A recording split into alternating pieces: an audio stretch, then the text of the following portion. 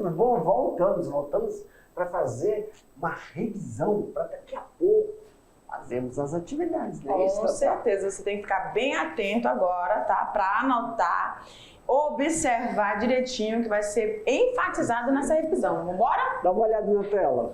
Aula 16.2, o estudo do DNA. Então nós falamos sobre genoma, nós falamos que o falamos genoma, dentro do genoma falamos de DNA recombinante, falamos de biotecnologia. Então, professor, vamos só relembrar como é que é essa situação? Vamos! Como é que a gente insere esse material genético dentro de um organismo? Aí a gente utiliza... Genoma é uma sequência de informações. E essa sequência de informações vão ser expressas em formas de proteína. Essas proteínas só tem dois tipos, as proteínas estruturais e as proteínas enzimáticas, que expressam tudo isso que a gente tem. Certo? Pronto. Isso é genoma. Claro, isso é o que a gente vê, mas tem as informações evolutivas. Também faz parte do genoma, mas elas não expressam mais nada. O gene é feito por exoentro. Que a gente viu isso. E aí, nós também falamos sobre DNA recombinante. Professor, o que é DNA recombinante? DNA recombinante é quando a gente estuda sobre...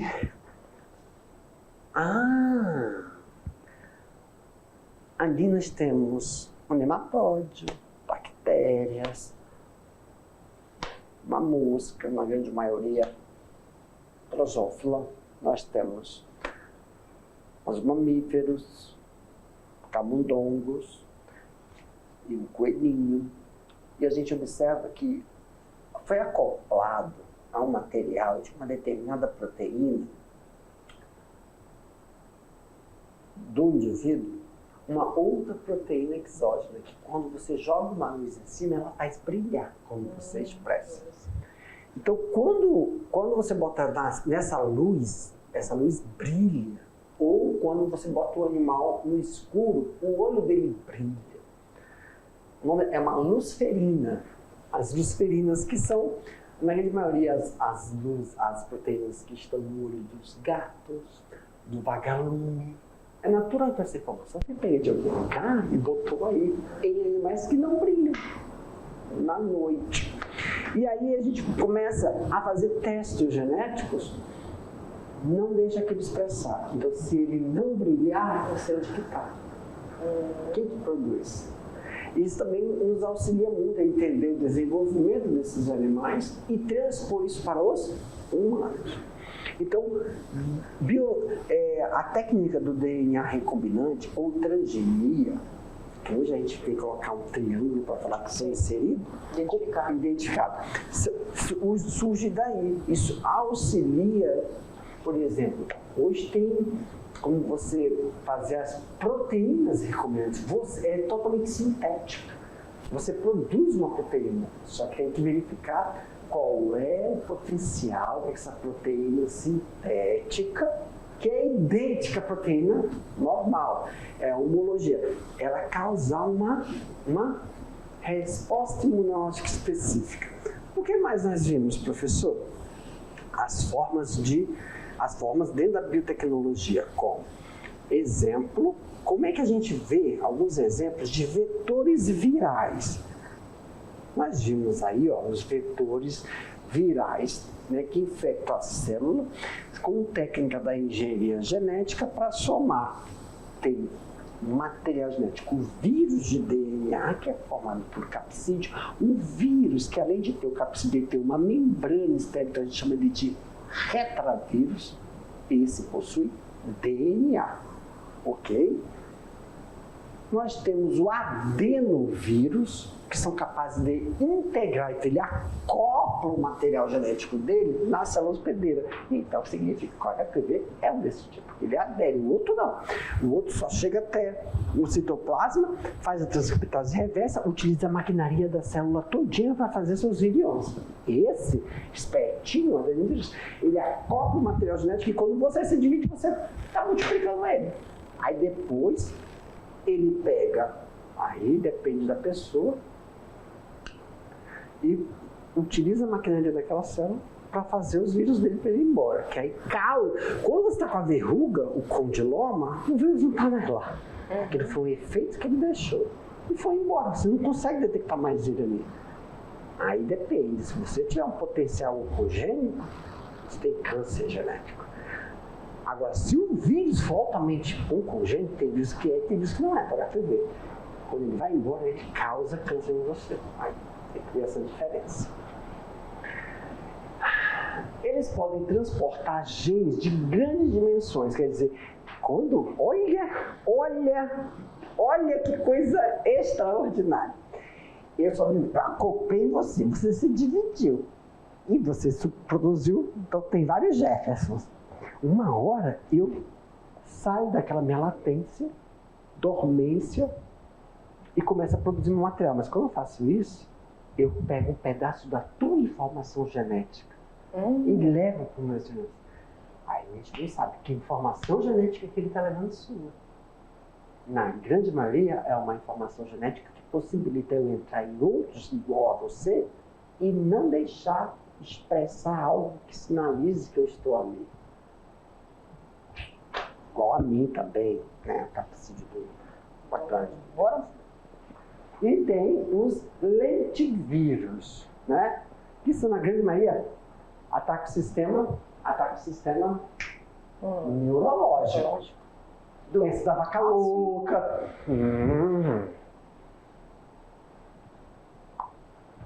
Clica aí. Agora, meus queridos, vocês vão ficar com a atividade, daqui a pouco a gente volta para corrigir, né? Rapidinho, beber uma água e já estamos de volta.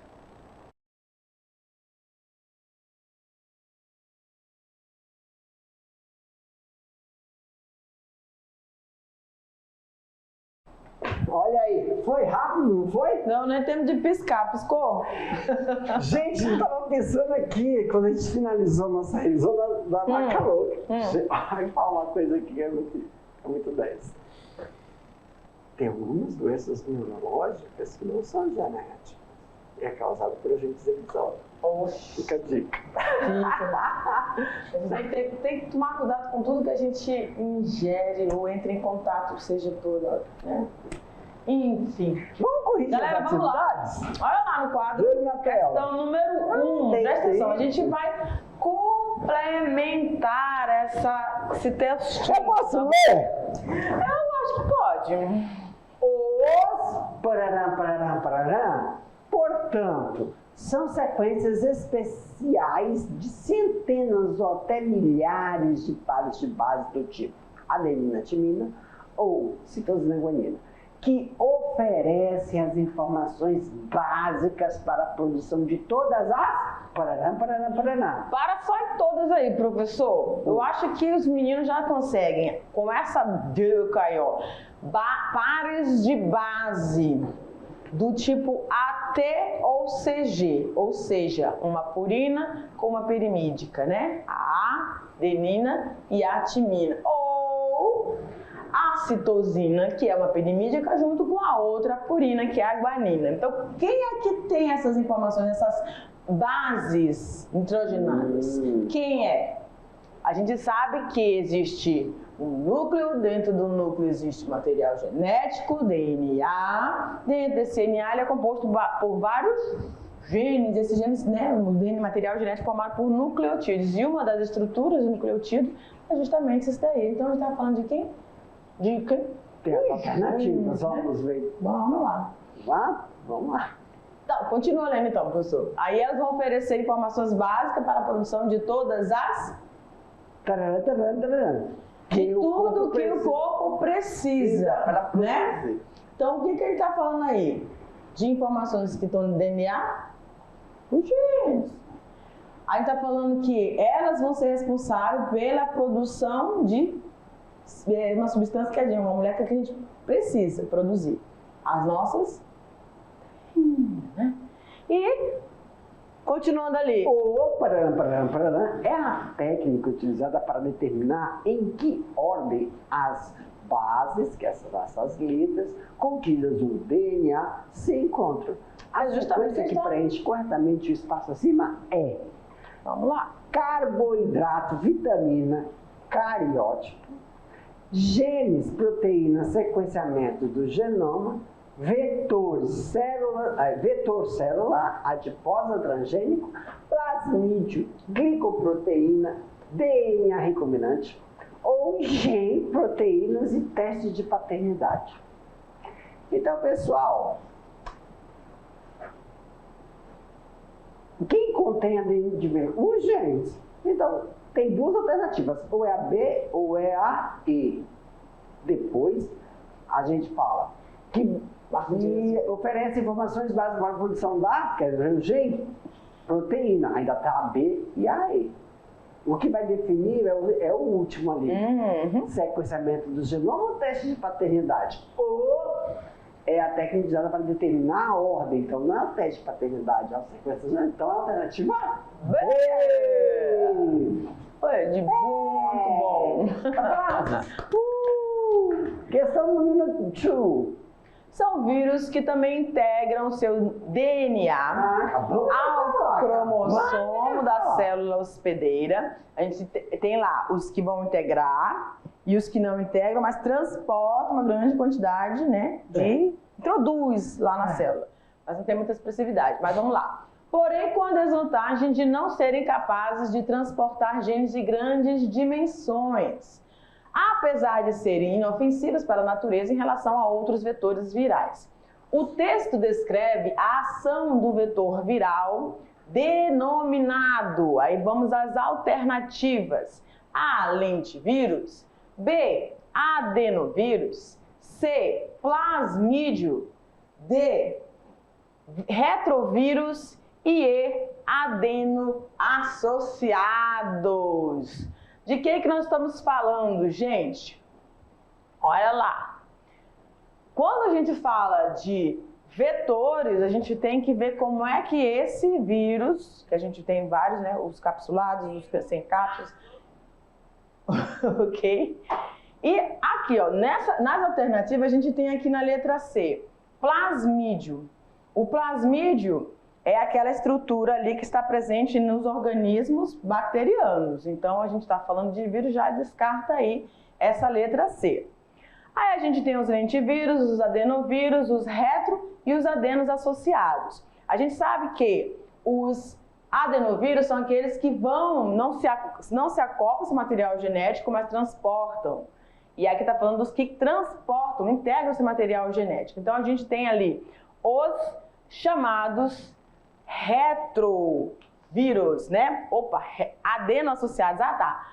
Eles vão integrar o seu material ao cromossomo. Aqui não serem capazes de transportar os genes de grandes dimensões, ok. Mas eles levam um pedacinho. Levam um pedacinho, tá? Os retrovírus, eles são mais ofensivos, né? E tem essa entrada mais específica dentro dos Aí que tá. Por exemplo, né? Tem um vírus que é virulento e o outro tem vírus que provoca mais... Não, como é? Tem uma coisa que a gente chama de virulento e uma coisa que a gente fala... uma palavrinha... O que significa isso? São os vírus que destroem o seu hospedeiro. Ele destrói. E quando ele destrói o seu hospedeiro, e o outro não. O outro ele não destrói. Ele deixa intacto. É o sífilis, por exemplo? Tá falando? É, isso mesmo, Tatá. E quando faz o ciclítico e lisogênico, então tem vírus que só acopla e não destrói. O outro destrói todo o material genético do seu hospedeiro. E não é o foco, né? Quando você está usando eles como os vetores, porque eles precisam... Não, aí que está o negócio. Quando ele é virulento, ele acaba com o material genético, ele não está sozinho ali, tá? A gente está com um vírus na gente, mas aí não tem se tirar uma bactéria que está fazendo essa bactéria. Tem uma informação genética no nosso vírus. Como é que a gente chama isso? Transformação. Sim, incorpora, né? Quando a bactéria incorpora. Então, a gente está num ambiente, e esse ambiente, isso a gente aprende, essa tecnologia, biotecnologia, aprende com isso. Por exemplo, a gente acha que, eu estou com um vírus respiratório, mas aqui na nossa garganta, faringe, laringe, tem bactérias. E se ela estiver no seu processo de transformação? E esse vírus é virulento, ele destruiu tanto o meu material como o material dele. Ela em processo de transformação, ela vai incorporar. É verdade. Então tenho informações virais, tenho. Tem. Cara, é muito louco. Tem mesmo. Muito doido. É através de falar assim, cara, a gente fala assim, professor, tem bactéria que tem uma informação de vírus? Tem. Isso pode ocorrer pelo acaso. Por isso que é muito importante quando fala assim, ô santificada criança, ô santificado pai, estão tomando antibiótico? Toma no horário correto. E não para o tratamento, né?